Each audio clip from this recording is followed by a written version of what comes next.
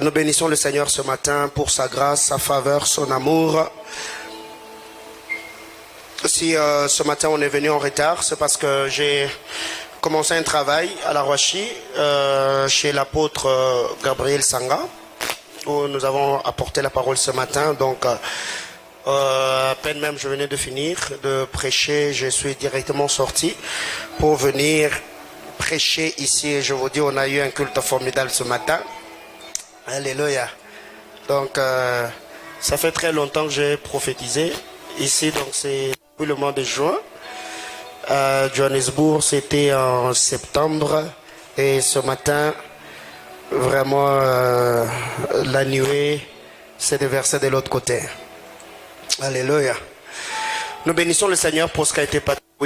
Que Dieu bénisse abondamment tous ceux qui ont travaillé, que Dieu bénisse abondamment tous les intervenants, que Dieu bénisse tous ceux qui ont contribué d'une manière ou d'une autre, leur présence, le conseil, leur argent. Que le Seigneur vous bénisse abondamment et que Dieu bénisse tous les internautes de partout où vous êtes en train de nous suivre. Que la grâce de notre Seigneur Jésus-Christ soit avec vous. Alléluia. Vous voyez maintenant qu'il y a un autre défi, n'est-ce pas? Il y a un autre défi. Il y a un autre défi, n'est-ce pas? C'est maintenant acheter des plafonniers dans la salle, n'est-ce pas? Parce que déjà quand je vous vois faire ça, je me dis, oh Seigneur, donne-nous l'argent. Alléluia. Que le Seigneur nous bénisse. Osée chapitre 12, le verset 11. Osée chapitre 12, le verset 11. On reste assis. Je sais que vous avez beaucoup dansé, vous avez beaucoup adoré. Donc on reste assis. Osée chapitre 12, le verset 11. Je lis au nom de Jésus. Je parlais aux prophètes. J'ai multiplié les visions et par le prophète, j'ai proposé de paraboles. C'est ce qui est écrit dans ta Bible. J'ai parlé aux prophètes. J'ai multiplié les visions et par le prophète, j'ai proposé de paraboles. Alléluia. Par le prophète, Dieu a proposé le parabole. Matthieu chapitre 13, 34 à 36. Matthieu 13, 34 à 36. Que le Seigneur nous aide. Jésus dit à la foule toutes ces choses en parabole et ne lui parlait point sans parabole, afin que s'accomplisse ce qui avait été prononcé par le prophète. J'ouvrirai ma bouche en parabole. Je publierai des choses cachées depuis la création du monde. Alors il renvoya la foule et entra dans la maison. Ses disciples s'approchèrent de lui et dirent: explique-nous la parabole des livrets et du champ, parole du Seigneur. Alors depuis le début du mois de novembre, nous sommes en train de partager la parole du Seigneur autour de notre thématique. Comprends-tu ce que tu lis? Nous avons abordé ce thème en partageant la parole du Seigneur autour de plusieurs points, autour de plusieurs vérités. Et je crois que ceux qui ont suivi cette série d'enseignements depuis le début ont béni le Seigneur de la manière dont les choses ont été exposées selon la mesure de grâce. Que quelqu'un me dise Amen. Déjà en lisant la parole de Dieu dans les livres de Osée chapitre 12, le verset 11, la Bible déclare: Dieu a parlé à nos pères. Il a multiplié les visions et il a proposé de paraboles. Et en lisant Matthieu chapitre 13, ici nous voyons que Jésus-Christ, quand il est venu, il n'a parlé qu'en parabole. À la foule, Jésus parlait en parabole. Il exposait la parole ou la pensée du Seigneur de manière codée, parler en parabole. Et la Bible déclare pourquoi il parlait en parabole: pour qu'une écriture s'accomplisse selon ce que le Seigneur avait dit au prophète: j'ouvrirai ma bouche en parabole, je publierai des choses cachées depuis la création du monde. Alors comment est-ce que Israël pouvait être sauvé aussi longtemps que le Seigneur, en ouvrant sa bouche, ne parlait qu'en parabole? Donc on avait besoin d'un interprète, celui qui devait comprendre le parabole, les expliquer, les interpréter pour la bénédiction et la visitation du peuple. Mais ici il y a une vérité importante. Je suis au verset 36. La Bible déclare: Jésus, quand il parlait en parabole, c'était en dehors de la maison. Quand il est en dehors de la maison, il parle en parabole. Quand il entre dans la maison, il explique le parabole. Donc, deux endroits, une même personne, le même parabole. La question que je me suis posée, c'est quoi cette histoire? Qu'est-ce que le dehors de la maison représente? Et c'est quoi à l'intérieur de la maison? C'est que si vous allez vous rendre compte, c'est deux saisons, c'est deux dispensations, c'est deux grâces, c'est deux onctions. C'est lui qui parle en parabole en dehors de la maison, et c'est lui qui explique le parabole à l'intérieur de la maison. Qui est celui qui a parlé en parabole en dehors de la maison si ce n'est pas Moïse? Parce que Moïse, en parlant, en donnant la loi, c'était en dehors de Canaan, qui est la maison véritable, selon la promesse du Seigneur. Qui est celui qui a interprété le parabole ou expliqué le parabole dans la maison? Si ce n'est Jésus-Christ, notre Sauveur. C'est qu'en lisant la parole de Dieu, Moïse était ce prophète qui parlait en parabole du fait que Moïse était bègue. Et dans Deutéronome, il a dit: Dieu vous suscitera parmi vous un autre prophète comme moi, écoutez-le. Donc le prophète qui devait venir remplacer ou faire le travail que Moïse avait commencé, ces prophètes-là devaient être bègues. Et nous l'avons dit que Jésus a dit: il y a encore beaucoup d'autres choses que j'ai à vous dire, mais pour le moment, vous ne pouvez les supporter. Mais quand celui-là viendra, l'interprète par excellence, le Saint-Esprit, il vous enseignera toutes choses. Ici, le dehors de la maison, c'est le parler de Dieu à Israël. Le parler de Dieu dans la maison, c'est le parler de Dieu à l'église. Quand Dieu est en dehors de la maison, il parle en parabole, il explique le mystère en parabole. Mais quand il entre dans la maison, c'est là que le disciple s'approche. La loi de la proximité précède toujours l'interprétation de l'écriture. C'est pour cette raison qu'en lisant Actes chapitre 8, pour que Philippe interprète l'écriture à l'unique éthiopien, il a fallu que la loi de la proximité soit activée. La Bible déclare: l'unique éthiopien invita Philippe de monter sur son char. Et quand Philippe est monté sur ce char, c'est là que Philippe a commencé à interpréter l'écriture que lisait l'unique éthiopien.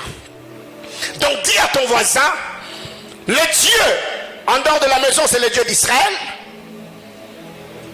et le Dieu de la maison, c'est le Dieu de l'église. Une parabole est une allégorie qui abrite ou qui cache une idée. Elle explique autrement une réalité.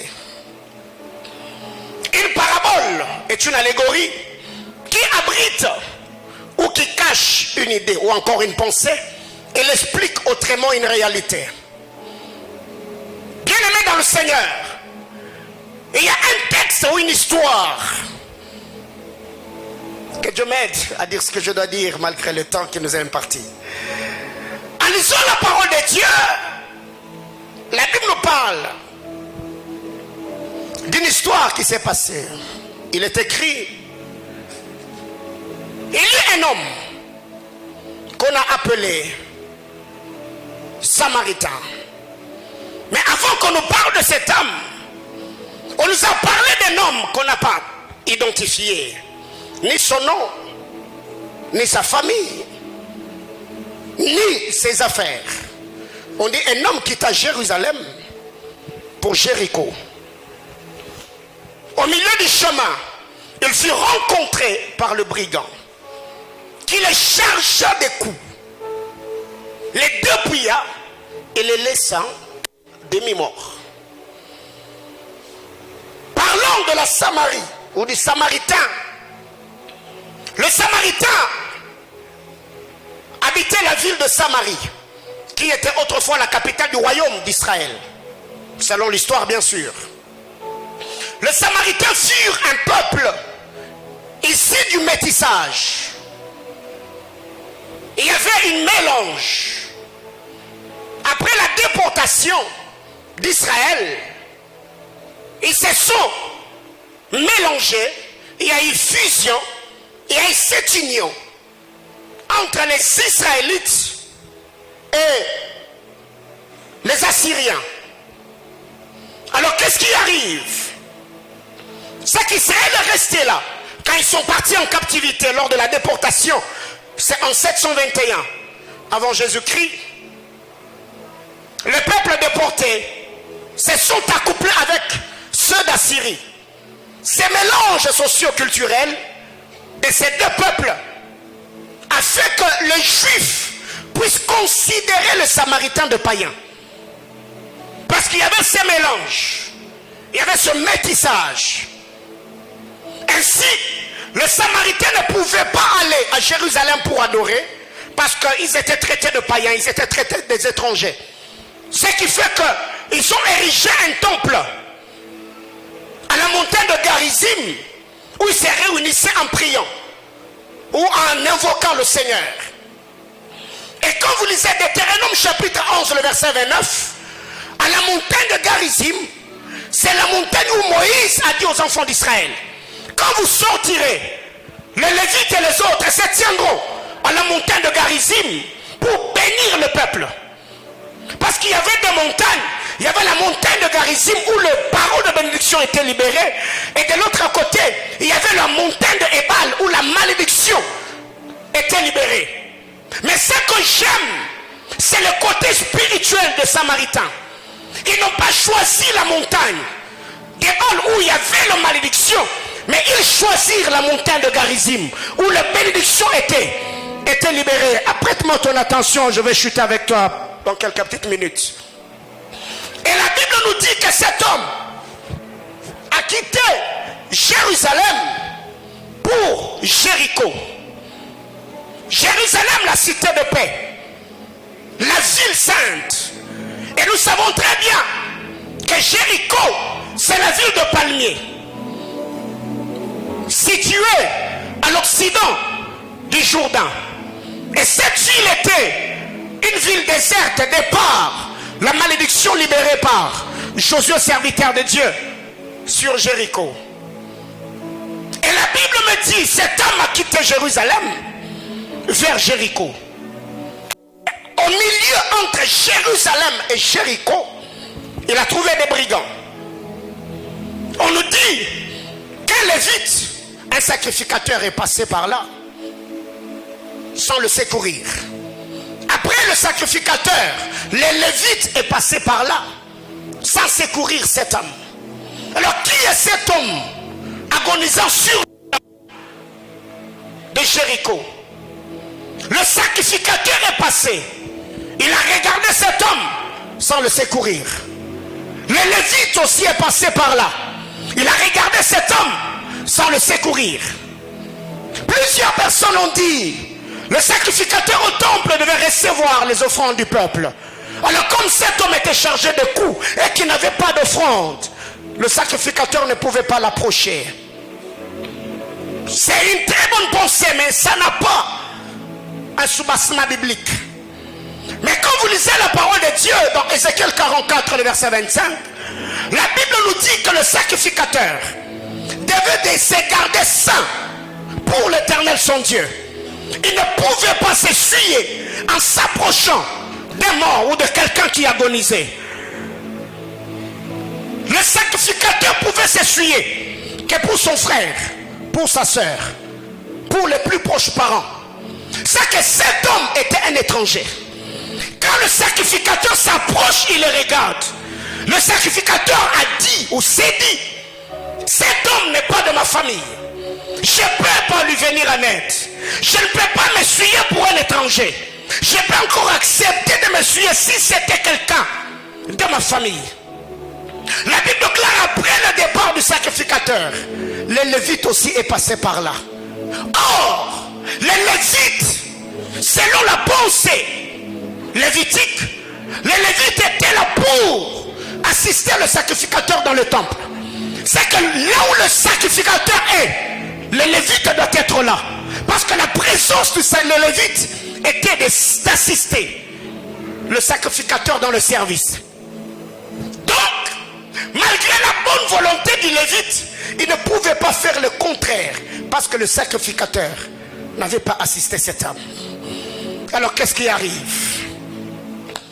Entre Jérusalem et Jéricho, l'homme a rencontré des brigands. Ils l'ont chargé de coups. On l'a dépouillé. C'est ce que Dinah a connu. Sortant de la maison de Jacob, il fut aperçu par Sichem. Sichem l'enleva, la déviergea, excusez-moi le terme, et la déshonora. Quand elle est sortie, elle avait perdu tout ce qu'elle avait de précieux. Cet homme représente Tamar, fille de David. Elle est allée dans la maison de son frère. Son frère profita, la déshonora. Et la Bible déclare, quand Tamar est sortie, elle a déchiré la tunique multicolore qu'elle avait. Parce qu'elle avait perdu ce qu'elle avait de précieux. Et nous voyons cet homme, il a reçu de coups. Il a été tabassé. Les brigands le dépouillèrent de tout ce qu'il avait et le laissèrent là, en train d'agoniser. Mais cet homme, en lisant la parole de Dieu, je suis dans Psaume chapitre 74, le verset 20. Et c'est là d'ailleurs que je vais aller un peu plus loin. Que quelqu'un me dise amen. Psaume 74, le verset 20, la Bible déclare: ayez garde à l'alliance, car les lieux sombres du pays sont pleins de repères de brigands. Que quelqu'un me dise amen. Ayez garde à l'alliance, car le lieu sombre du pays, c'est le repère de brigands. Autrement dit, les brigands ne travaillent que là où il fait sombre. Les brigands ne travaillent jamais là où il y a la lumière. Car les brigands sont différents des malfaiteurs. Les malfaiteurs exercent leur carrière en plein jour, alors que les brigands profitent là où il fait sombre pour piller le peuple, pour le dépouiller et le charger de coups. Et c'était par cette écriture que je finis par comprendre que cet homme était attaqué la nuit. Parce que si c'était le jour, sûrement le brigand allait avoir peur. Il y avait la solitude qui régnait dans ces milieux-là. Et les brigands se sont approchés de lui et l'ont chargé de coups. Et quand vous lisez la parole, dans Genèse, Exode plutôt chapitre 22, le verset 2 et le verset 3, les ténèbres favorisaient la mort du voleur. Mais la levée du jour l'épargnait de la mort. J'ai paraphrasé l'idée. Parce qu'ici Moïse est en train de parler. Il dit, si vous attrapez un voleur pendant la nuit, si vous le tuez, personne ne paiera le prix de son sang. Mais si le soleil s'est levé et que vous le tuez à la levée du soleil, c'est que son sang vous sera redemandé. C'est que le ténèbre, là où le ténèbre règne, le ténèbre favorise la mort. Mais quand le soleil s'élève, ça justifie et épargne la vie de celui qui méritait la mort. Et qu'est-ce qui arrive? Cet homme agonisait. Cet homme était prêt à perdre la vie. Le sacerdoce lévitique était incapable de le secourir. Il était là. Qui est cet homme si ce n'est pas toi et moi? Cet homme, si ce n'est pas celui qui n'avait pas le droit de citer en Israël. La Bible claire, il était là en train d'agoniser. Et qu'est-ce qui arrive? Le Lévite est passé. Le sacrificateur est passé. Cela représente le sacerdoce lévitique. L'homme agonisant n'a pas trouvé le secours. Personne ne l'a assisté. Et ce que j'aime, c'est quand vient le Samaritain. Oh. Quand quelqu'un dise avec moi le Samaritain. Oh, dis avec moi le Samaritain. Je vais dire ce que j'ai à dire dans 20 ou 25 minutes, on va prier. Dis avec moi le Samaritain. Non, dis avec moi le Samaritain. Qu'est-ce qui arrive quand vous lisez la parole de Dieu dans Jean chapitre 8, le verset 48 et le verset 49? Les Juifs regardent Jésus et lui taxent des choses. Il dit à Jésus, toi nous voyons que tu es un Samaritain. 2, tu as un démon. Mais quand Jésus réplique, il leur dira, je n'ai pas de démon, je ne fais que glorifier mon Père. Mais quand il s'agit du Samaritain, Jésus n'a jamais répliqué. Pourquoi? Parce que si Jésus répliquait en disant qu'il n'était pas Samaritain, c'est que le parabole du bon Samaritain allait perdre son sens. Quand on les traite d'avoir un démon, Jésus réplique, il dit non, moi j'ai pas de démon, j'ai fait la volonté de mon Père. Mais quand il s'agit d'être taxé de Samaritain, Jésus s'est tué parce qu'il savait que c'est ce qu'il était réellement. Et cet homme était là sur sa monture, en train de passer. Il voit cet homme étalé sur terre, en train d'agoniser. La Bible déclare, il descendit de sa monture. C'est quoi descendre de sa monture ici? Si ce n'est pas Philippiens chapitre 2, le verset 7. Il était assis sur le trône dans sa gloire. Je vois cet homme, la Bible déclare dans Philippiens, il s'est dépouillé de sa gloire, prenant la forme d'un serviteur. Le Samaritain était bien aidé sur son char. Il avait de projets devant lui. Mais quand il a vu cet homme qui agonisait, le Samaritain a arrêté son char. Il a arrêté sa monture. Il est descendu. Les commentateurs disent, quand le Samaritain descendait, il a enlevé la tunique qui était au-dessus de lui pour se faire un serviteur afin de secourir celui qui agonisait. C'est ce que le bien-aimé Sauveur a fait. Alors que toi tu étais dans l'agonie, la Bible déclare, il n'a pas regardé sa gloire comme égale à Dieu. Il s'est dépouillé lui-même. Le Samaritain, ce n'est pas le brigand qu'il avait dépouillé. Le Samaritain s'est dépouillé lui-même. Il a quitté sa monture. Christ s'est dépouillé. Il a quitté le trône. Il est descendu sur terre, prenant la forme d'un serviteur, afin que toi qui agonisais, afin que toi qui étais loin de Dieu, afin que toi qui étais déconnecté, tu sois attaché. Oh my God. Oh yes. Je voulais ce matin, dans les minutes qui me restent, prêcher la parole de Dieu. Oh, j'étais en train de dire que la descente du Samaritain, ce n'est rien d'autre que Philippiens chapitre 2, le verset 7. Bien aimé, écoutez, l'homme qui était tabassé, le Samaritain devint le secouriste de cet homme tabassé. C'est ce que Christ a fait. Homme de douleur, habitué à la souffrance, il sait compatir avec ceux qui sont dans le besoin. Il sait assister ceux qui sont dans le besoin. C'est pour cette raison, la Bible déclare, aucune tentation qui nous est survenue ne soit humaine. Le Seigneur qui est fidèle, il laissera toujours une porte de sortie afin que nous puissions nous tirer d'affaire. J'étais en train de vouloir dire à quelqu'un, ce que tu connais aujourd'hui ne va pas t'engloutir, parce que tu as connu pire que ce que tu vis. Le Seigneur t'a toujours donné la capacité de te tirer d'affaire. Ce que tu vis, ce n'est pas le premier problème de ta vie, ce n'est pas la première difficulté, ce n'est pas la réalité première qui t'a accablé. Il y a beaucoup d'autres choses que tu as connues, mais cela ne t'a pas prise. J'étais en train de dire à quelqu'un, le Seigneur qui est fidèle, il te prêtera son secours, sa bonne main sera sur toi et Dieu te tirera de l'affaire au nom de Jésus-Christ. J'entends quelqu'un me dire amen.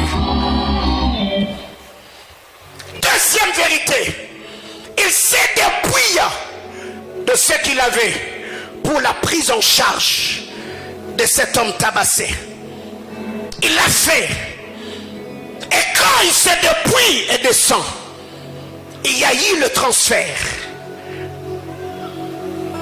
Il a pris l'homme tabassé, il l'a placé sur sa monture.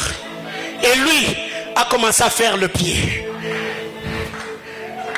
L'homme tabassé était faible. Il n'avait plus la force de marcher. Et qu'est-ce que le Samaritain fait? Il prend l'homme tabassé, il le place sur la monture et lui fait le pied. La semaine pendant Paterwios, le berger Jonas nous a parlé de la loi de densité. C'est qu'il a fallu qu'il y ait transfert de densité. Le fer a communiqué la densité au bois. pour que le bois reste dans le seau et que le fer puisse remonter. C'est ce qui s'est passé dans cette histoire. Qu'est-ce qu'il nous est dit quand Moïse est arrivé aux eaux de Mara? La Bible déclare, il a coupé le bois qu'il jetait dans les eaux. Le bois a avalé tout ce qui était amer dans les eaux pour que les eaux soient assainies. Bien-aimé dans le Seigneur, la Bible déclare le châtiment qui nous donne la paix est tombé sur lui. Il y a eu le transfert. C'est pourquoi il est dit dans les Écritures, du riche qu'il était, il s'est appauvri, oh my God, afin que toi tu sois comment? Tu sois enrichi. Dis à ton voisin transfert. Dis-lui transfert. La Bible déclare, c'est par ces meurtrissures que nous sommes guéris. Dis à ton voisin transfert. La Bible me dit, dans ma maison il n'y aura ni femme stérile, ni bête qui avorte. Dis avec moi transfert. C'est que le Seigneur Dieu de grâce, il est celui qui a porté tes soucis, il a porté tes inquiétudes, il a porté le péché. Toi qui avais le péché, tu es devenu sans péché et lui a porté tes péchés. J'étais en train de dire à quelqu'un, tu es sur la monture du Samaritain et lui est en train de faire le pied. Il ne te laissera plus entre les mains des brigands, car il est ton défenseur. Il n'est pas l'accusateur, il est le défenseur. C'est pourquoi du haut de cet hôtel, je voulais dire à quelqu'un que le Dieu de toute grâce puisse te prêter sa monture, afin que là où tu étais en proie à l'insécurité des hommes, que Dieu veille, que Dieu te protège, que Dieu te sécurise et qu'il veille sur ta vie au nom de Jésus. J'entends quelqu'un me dire amen. Il y a eu ce transfert. Il a quitté sa monture, faisant le pied. Et celui qui faisait le pied est monté sur la monture.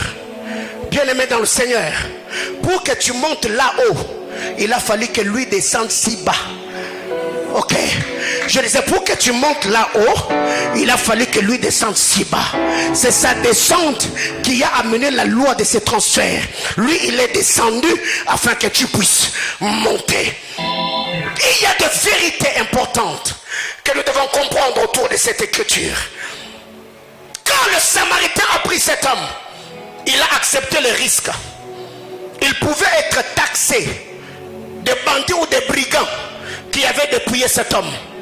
Parce qu'il y avait personne qui pouvait l'innocenter en disant c'est pas lui. Si ce n'est la personne qui l'avait assisté. C'est que les témoins du Samaritain, c'était la personne qui l'avait assisté ou la personne qui l'avait secouru. Si d'autres personnes étaient là, on pouvait s'attaquer à lui en lui disant non, tu as détruit la vie de cet homme, c'est toi qui l'as dépouillé. Bien aimé dans le Seigneur, plusieurs personnes autour de toi, ils peuvent t'accuser, comme cet homme l'aveugle né de Jean chapitre 9. Plusieurs lui ont posé la question, explique-nous. Jésus, nous savons, c'est un imposteur. Il travaille avec les forces de Belzéboul.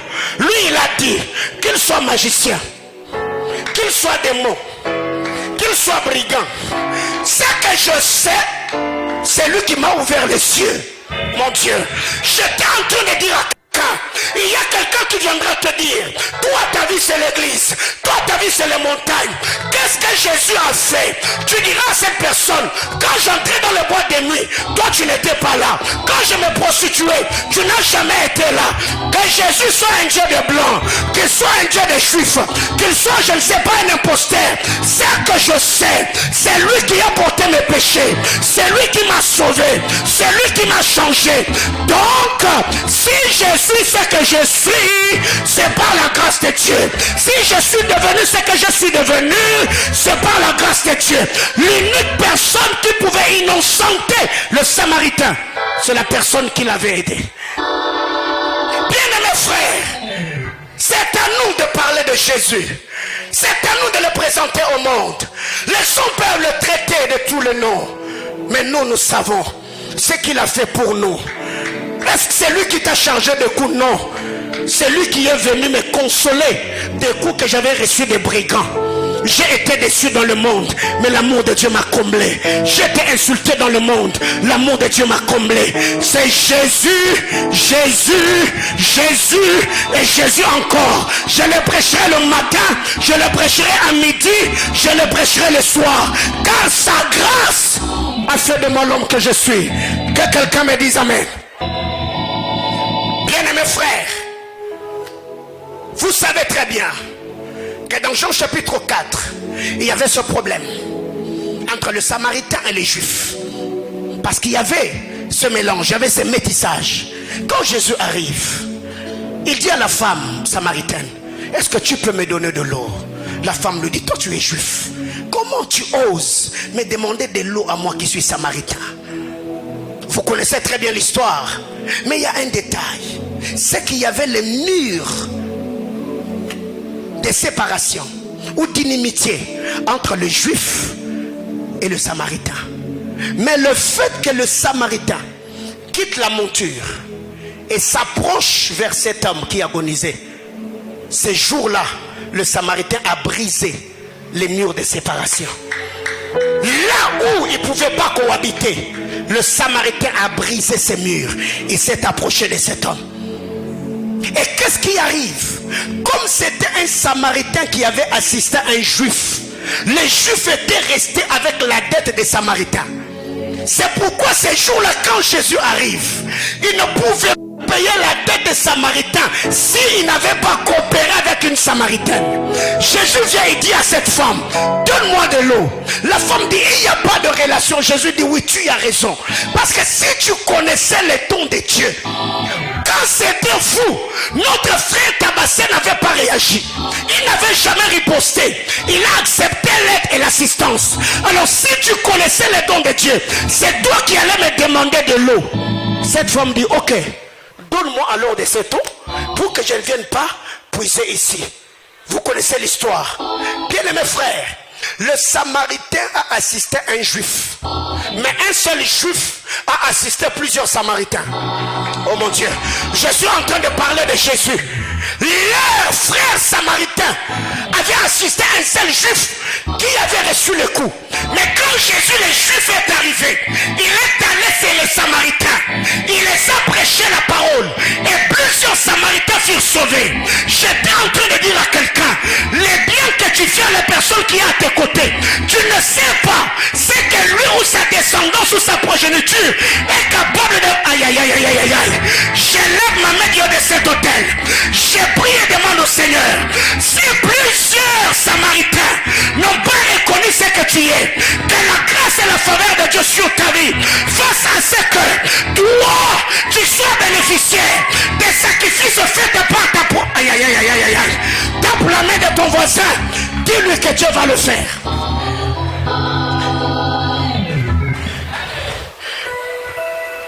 Ce Samaritain a assisté un seul juif. Il est parti. Mais Dieu savait. Je suis resté avec une dette de Samaritain. Quand le Dieu qui se souvient, la Bible déclare, de qui suis-je débiteur? Qui m'a donné en premier? Bien-aimé, le psalmiste dit, j'étais jeune, je vieillis.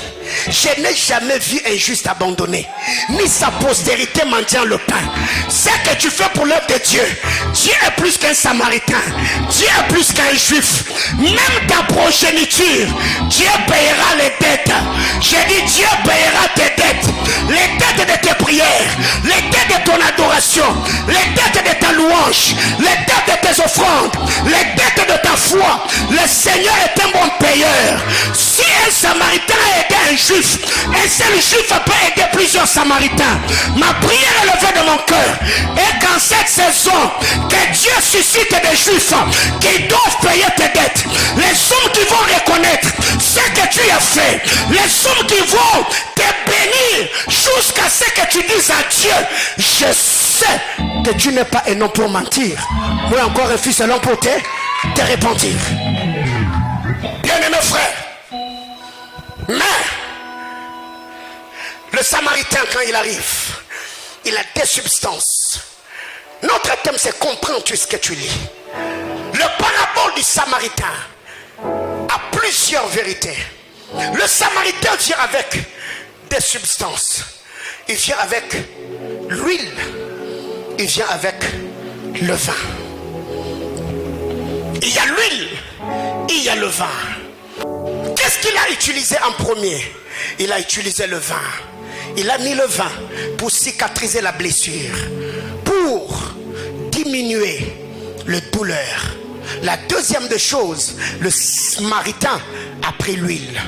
Il a versé sur le cou ou les blessures de cet homme. Or, quand vous lisez la parole de Dieu, Ésaïe chapitre 1er, le verset 6, la Bible déclare de la tête aux pieds, ses blessures et contusions. Mais quand Dieu vient avec l'huile, l'huile adoucit. Donc c'est que là vous allez vous rendre compte, l'homme tabassé sur le chemin quittant Jérusalem vers Jéricho n'était pas seulement un homme, mais c'est aussi un peuple.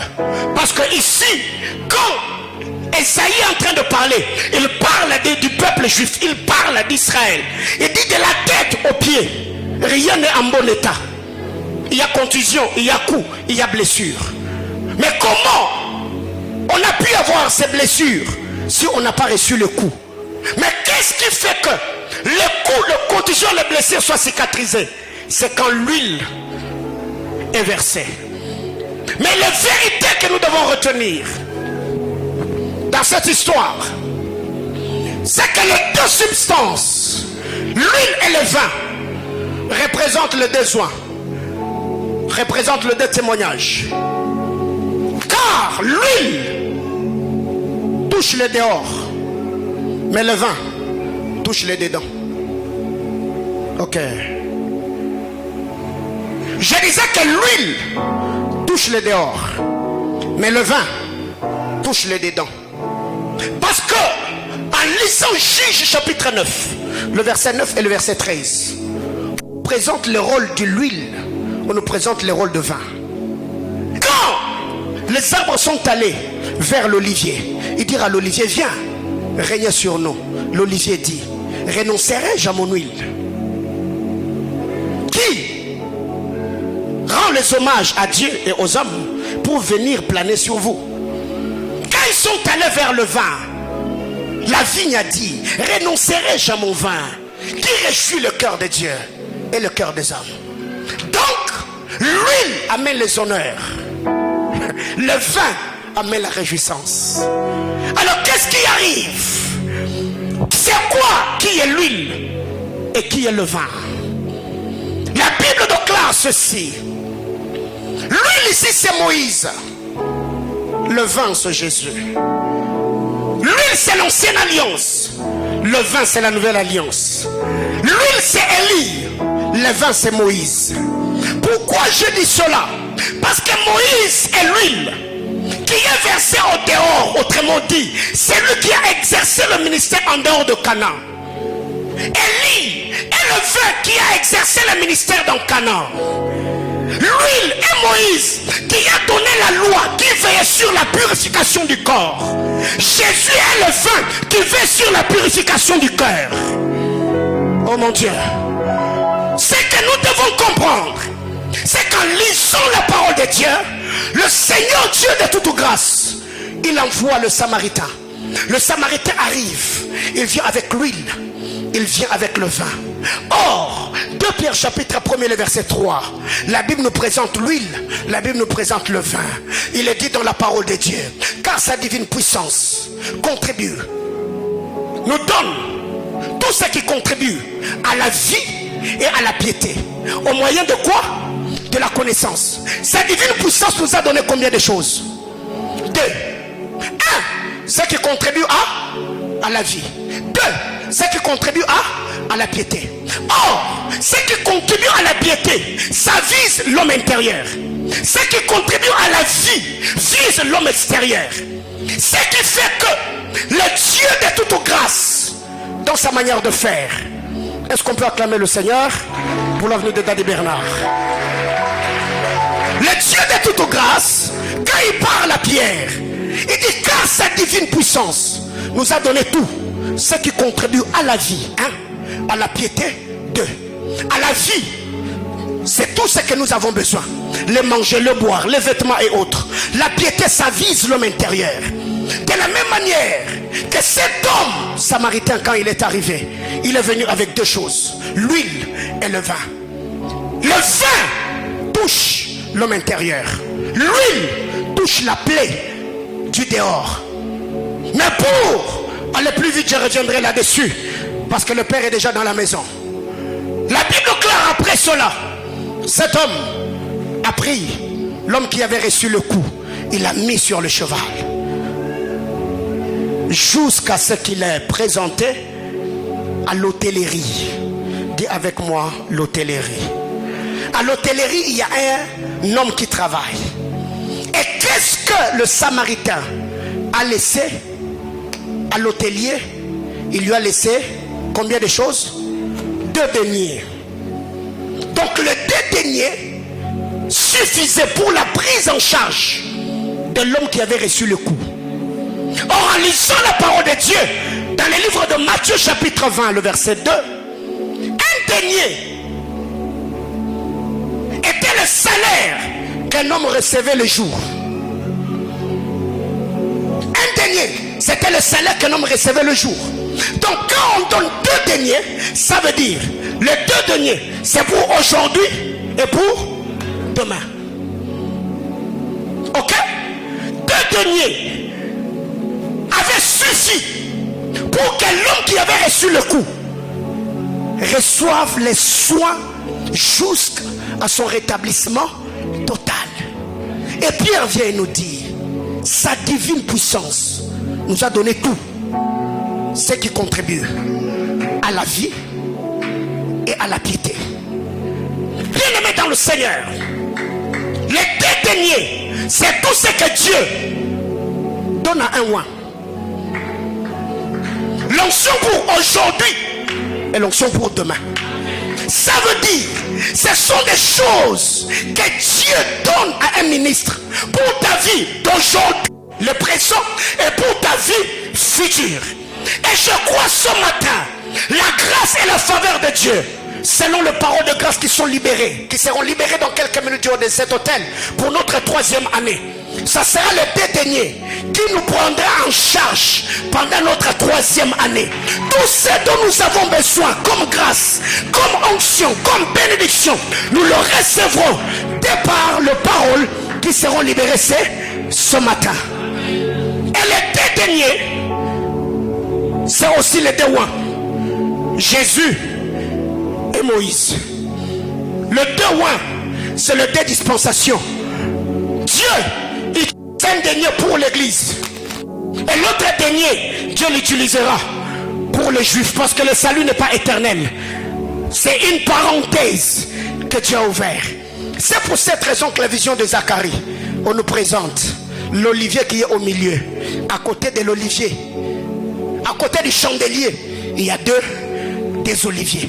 Bien aimés frères, je crois fermement de tout cœur que cette saison n'est pas seulement la saison de la compréhension, la saison de l'illumination, mais c'est aussi une saison de la prise en charge. C'est la parole que Dieu m'a donnée ce matin. La 3e année de Manaïm, c'est une saison de prise en charge. Dieu, comme il a fait pour cet homme qui quittait Jérusalem pour Jéricho, ce que le sacrificateur n'a pas fait, ce que le lévite n'a pas fait, ce que les brigands l'ont pris, le bon samaritain quand il est venu, il y a eu transfert. Toi qui étais à pied, le Seigneur est descendu pour que tu sois sur sa monture. Il a brisé les murs de séparation. Il s'est approché. Il a payé la dette de ces Samaritains en prêchant la parole chez les Samaritains. Que Dieu nous bénisse abondamment. Je veux revenir la semaine afin de bien encore expliciter ces choses. Comme je vous ai dit la semaine, le culte d'aujourd'hui, on devait le tenir le soir. Mais il s'est fait qu'il y a des petits contretemps. Ce qui fait que Daddy Bernard m'avait dit, comme on ne saura pas tenir le culte le soir, je vais prêcher le matin à l'église de la Grâce chez Papa Gustave, qui est d'ailleurs non loin de nous. Et dès que je finis, je vais aller apporter la parole au Bel Air. Mais après, je vais venir à l'église afin de recommander votre 3e année à la grâce du Seigneur. Bien-aimés dans le Seigneur, comme je vous ai toujours dit dans cette église, je suis votre pasteur. Mais au-dessus de moi, j'ai une couverture, j'ai une autorité auprès de qui je rends compte. Quand il y a un programme, j'écris, je pars, papa, nous avons tel et tel autre programme. Après le programme, je pars faire rapport. Nous avons fait telle et telle autre chose, Dieu a fait ceci, il a fait cela. Avant de commencer les extensions, je parlais avec lui. Avant de choisir le pasteur, je parlais avec lui. Et je crois que le lundi, je suis parti payer ma dîme comme d'habitude et la dîme de tous vos offrandes comme nous le faisons ici à l'église. Il a prié pour moi, il a libéré le parole de grâce. Et je crois encore ce matin, Daddy Bernard va nous bénir et recommander notre 3e année sous la grâce du Seigneur. Et toute le fois qu'il vient à Manaïm, nous faisons un pas. C'est la preuve à suffisance, papa, que vos prières, Dieu exauce du jour le jour. L'année passée, quand vous êtes venus, il n'y avait pas de lampe, il n'y avait pas de chaise, il n'y avait pas une moquette, on n'avait pas tout ce que nous avons mis. Donc, nous nous battons petit à petit afin que la grâce et la faveur de Dieu soient manifestes. Avant que j'appelle Daddy Bernard, je voulais recevoir le frère Prince. On acclame Jésus pendant que papa est en train d'avancer.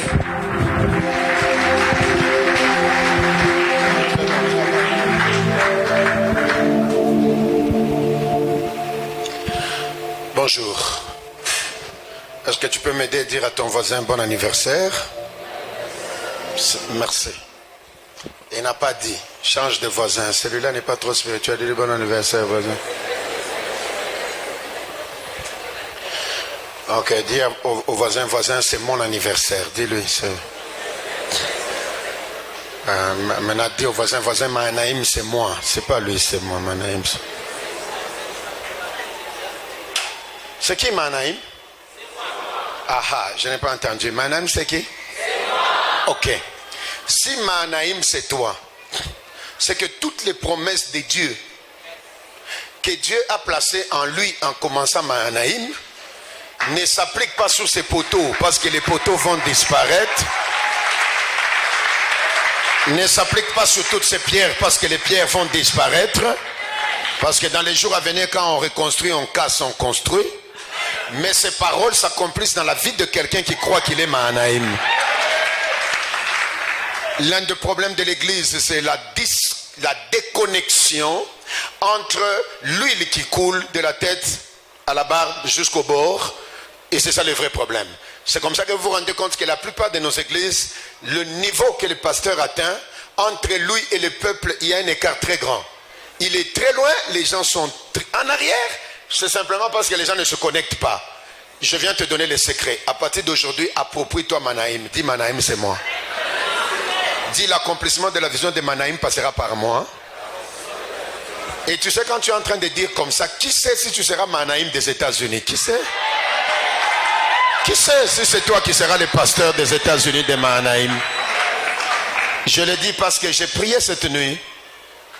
Et j'ai dit à Dieu, Seigneur, même si je parlerai 5 minutes, que dans ces 5 minutes, une parole prophétique soit libérée dans le cœur de quelqu'un. Je dormais à l'église, j'étais sur les balcons chez nous à l'église, j'étais en train de parler en langue, je parlais en langue. Et puis, il m'a mis quelque chose à cœur. Il m'a dit, va et déclare ceci. Et c'est ça que je vais déclarer. Alors, ce qui m'étonne, c'est quoi? C'est que quand j'arrive à la fin de son message, c'est ce qu'il m'a dit. En fait, il m'a demandé de faire une prière pour une prise en charge du Saint-Esprit particulière dans cette église. Donc, et vous allez le voir comme preuve ici tout à l'heure quand on va prier, parce qu'il m'a dit de prier avec vous. Vous allez sentir un autre revêtement. Vous allez sentir dans vos mains une autre capacité. C'est parce que Dieu est en train réellement d'amener une prise en charge. Quelqu'un dit avec moi une prise en charge. Je n'ai pas entendu quelqu'un dire avec moi une prise en charge. C'est pourquoi il le prend, il l'amène dans la vallée. C'est Ézéchiel 37 que je ne veux pas lire. Fils de l'homme, est-ce que ces ossements pourront-ils revivre? Fils de l'homme, est-ce que ça peut prendre forme? Fils de l'homme, est-ce que ça peut changer d'aspect? Fils de l'homme, est-ce que ça peut devenir vivant? Il répond, Seigneur, tu le sais. En d'autres termes, Seigneur, tu es au-delà de notre capacité, de nos limites. Mais il lui dit, voici ce que toi tu dois faire, parle seulement. Et je prophétisais, je parlais sur ordre de Dieu. Un mouvement s'est passé. Un rapprochement s'est produit. La chair a poussé. Et tout ce qui s'est passé en ce moment-là, c'est ce qu'on appelle la prise en charge. Je lève la main, je déclare premièrement, en cette 3e année, là où il n'y avait pas de chair, que la chair vienne. Je déclare là où il n'y avait pas de nerfs, que les nerfs viennent. Là où il n'y avait pas d'habillement, que l'habillement vienne. J'appelle cette année qui va commencer, qui est la 3e, l'année dans laquelle Dieu va combler tous les manquants. Je recommence encore, je dis l'année dans laquelle Dieu va combler tous les manquants.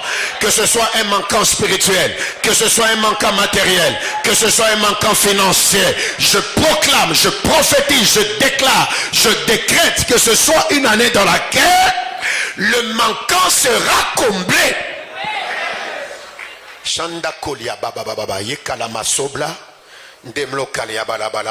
Vas-y prince, commence. Parce que je vais prier pour le peuple. Fils de l'homme, et ces ossements pourront-ils revivre? Papa, tu m'as envoyé, tu m'as dit, les gens auront un autre revêtement maintenant. Je vais déclarer, je vais proclamer, je vais prophétiser un autre revêtement sous la vie de quelqu'un. Revêtement matériel, revêtement de gloire, revêtement spirituel, revêtement de révélation. Parce que même la nouvelle dimension de révélation est un revêtement. Alléluia. Capacité d'attraction.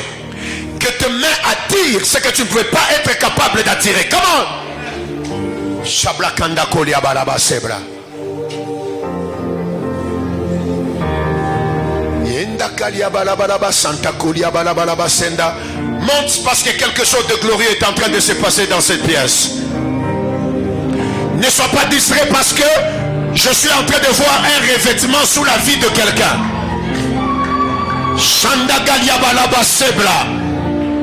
Il y a une armée angélique qui vient de faire son entrée. Il y a un cortège céleste qui vient d'entrer. Je voudrais, s'il y a des intercesseurs, qu'ils entrent dans les rangées par-ci par-là, dans les couloirs, parce qu'il y a un revêtement qui est en train de se passer. Je viens de voir un cortège angélique entrer dans cette salle. Je viens de voir un cortège des anges entrer dans cette salle. Et le papa du ciel m'a dit, le revêtement commence. Tout celui qui est assis se met debout. Mieux que ça, mieux que ça, mieux que ça. Et dans 2 minutes, il y a un revêtement qui va se passer dans cette pièce. 2 minutes.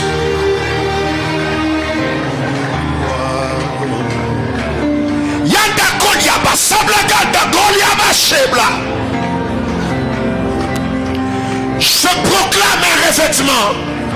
Je proclame un revêtement. Je proclame un revêtement.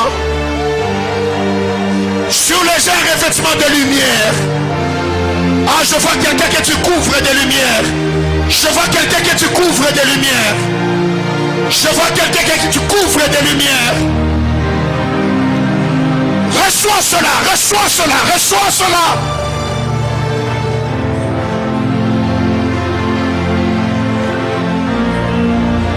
Shanda Kaliama Sobla Ganda Golia. Encore 1 minute, encore 1 minute. Revêtement de lumière. Revêtement de gloire. Revêtement de puissance. Revêtement de révélation.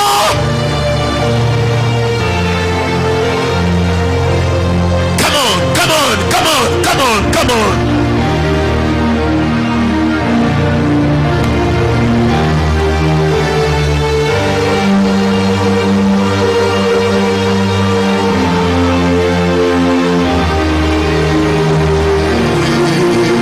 Plus fort, plus fort, plus fort.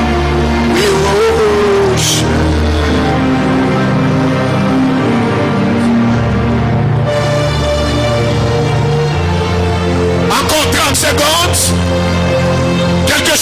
train de se passer. La nuée, la nuée, la nuée, la nuée. Ya ba ba ba ba ba ba ba ba ba ba ba ba ba ba ba ba ba.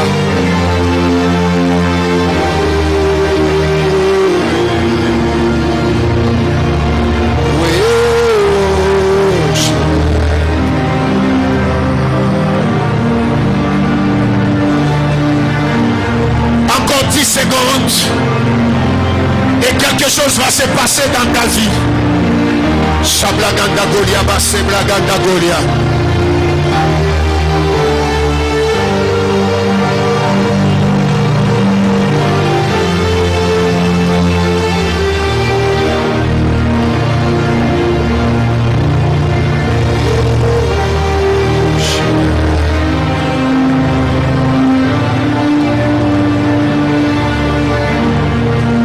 Merci.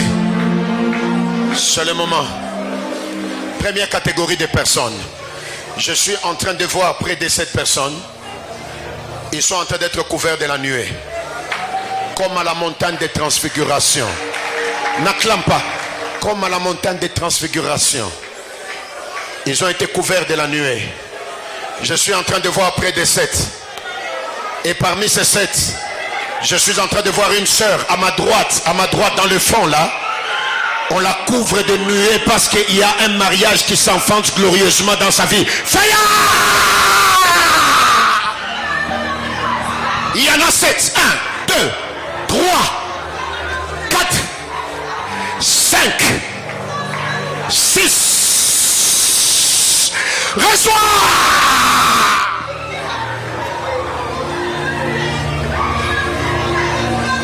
Yes, yes, yes, yes, yes, yes.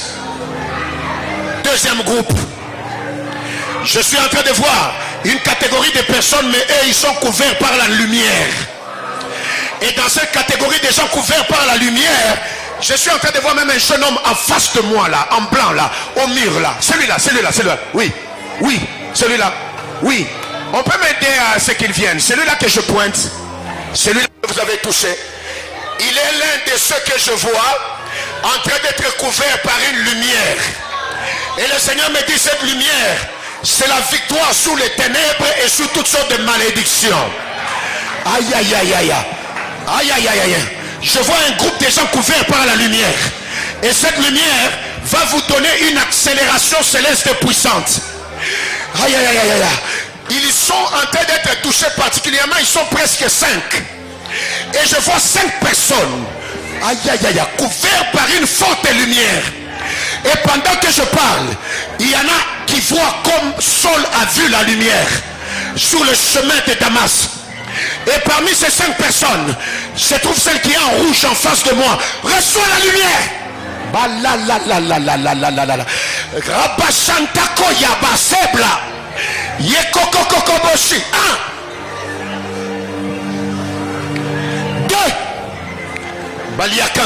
Basebla. 3.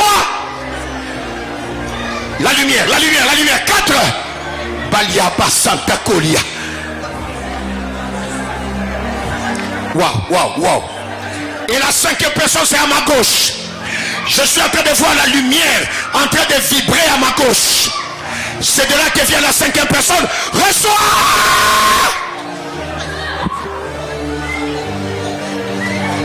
Tu es fidèle, papa. Tu es fidèle. Tu m'as dit de le couvrir sous la lumière. Comme Marie. De te couvrir sous la lumière. Afin que cette lumière te donne la victoire sous les malédictions d'origine de ta famille. Le 3e groupe. Le 3e groupe. Le 3e groupe. Ça va vous étonner, le 3e groupe. Le 3e groupe. Oh my God, oh my God, oh my God. Restez calme. Coupe la musique. Le 3e groupe. Je suis en train de voir un groupe de gens. On est en train de les revêtir. Et quand je vois dans ma vision, le Seigneur me dit, tu vois, c'est ça le revêtement de Salomon dont on parle dans la Bible. On dit même Salomon dans sa gloire, il n'a pas été vêtu comme ça. Et le Seigneur me dit, c'est des hommes et des femmes sur qui je suis en train de mettre un revêtement de richesse. Restez calme. Reste calme. Il a dit, je suis en train de mettre sur eux un revêtement de richesse, même si ce qu'ils commencent est petit, même si ce qu'ils entreprennent est méprisable, mais le revêtement de la richesse fera à ce que l'abondance les suive. Oh my God, oh my God. Et parmi ces gens-là, se trouve cet homme enrayé là, ce frère enrayé, celui qui a quelque chose sur la tête. Aidez-moi à me l'amener jusqu'ici devant. Et pendant que je suis en train de déclarer ce revêtement de richesse, si tu es de cette catégorie-là, il y en a qui vont commencer à sentir dans leurs mains sa chatouille. Oh my God. Oh my God. Oh my God. Oh my God. C'est parce qu'il fera de vous des partenaires de cette maison. Même si pendant que je prie, vous n'avez rien et que vous n'êtes rien, le Seigneur, le Dieu du revêtement, est en train de vous revêtir de ce revêtement comme Salomon. Père, donne-moi la musique faiblement. Père, j'en vois près de 7. Et 7 c'est le chiffre de la plénitude. Parce que ces hommes et ces femmes que je vois près de 7 sont en train d'être revêtus